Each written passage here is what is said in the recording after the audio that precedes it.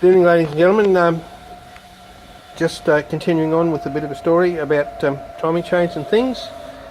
Ready to put the new timing chain back into my GSPD now. I've corrected the dropped out roll pin from the front bearing carrier, front main bearing carrier.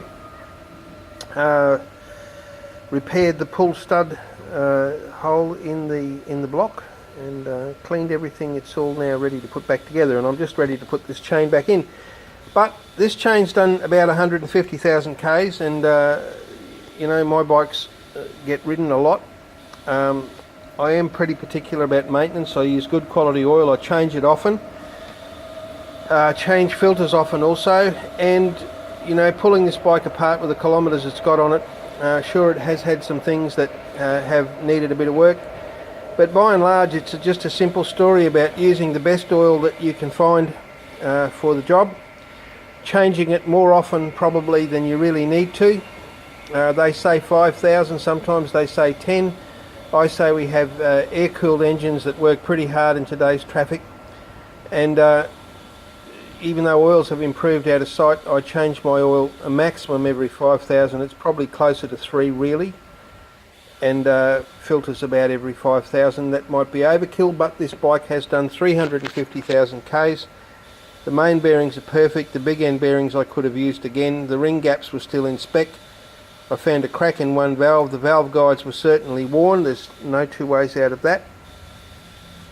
But by and large, the engine right through the bike is in good condition, and people who work on them like I do have looked at this bike and sort of been quite pleasantly surprised.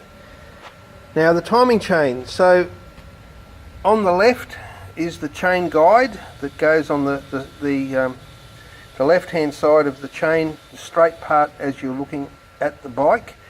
The chain on the left, the guide on the left, sorry, is hardly worn at all. It's got a couple of little sort of slide marks in it where it just kisses the chain. No ridges, no gouges.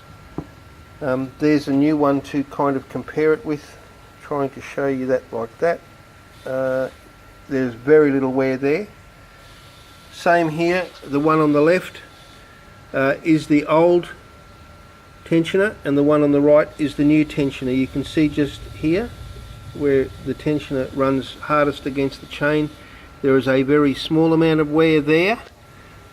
And this is what comes in a timing chain kit. You get a new guide, a new tensioner, you get a new chain obviously, you get a new O-ring for the base of the ignition can, a alternator crankshaft seal.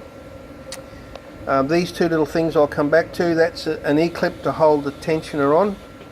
In this plastic bag is the joining link for the chain, and here are the two chains. I did this. The one on the top is the old chain. They are extended as far as they will go, and the one on the bottom is the new chain. So after 150,000 kilometres, the sprockets are in excellent condition, and there is no appreciable wear in the timing chain, which stuns me, which is why I decided to show you. It's a German made chain. It comes in a kit which I would have bought from England, probably Motor Bins. It's all good quality stuff, and quite obviously this chain has stood up very, very well to 150,000 Ks. They say 80 to 100,000 you should replace your chains. I'm not going to argue with that. My bike does a lot more Ks than a lot of people's, so there's the proof in the pudding of good oils, and probably not thrashing its guts out all the time, although I've done quite a few 5 and 6 and 7,000 kilometre journeys with Paul, my riding mate, over a lot of years.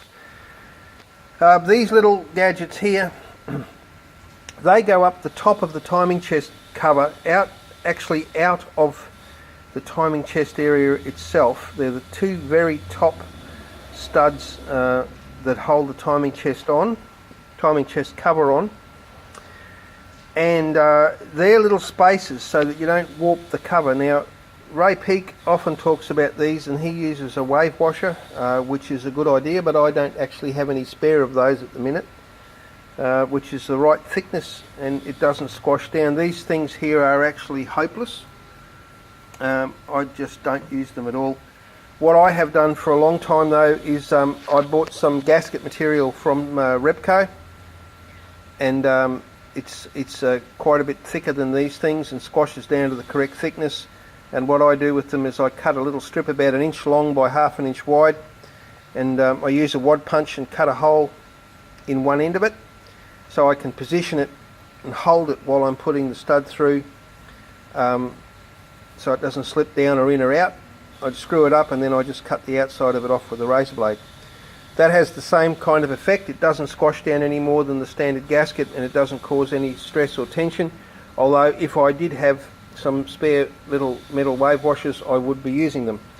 But the real thing I wanted to show you is that my compressor works. Anyway, ride safely and stay well.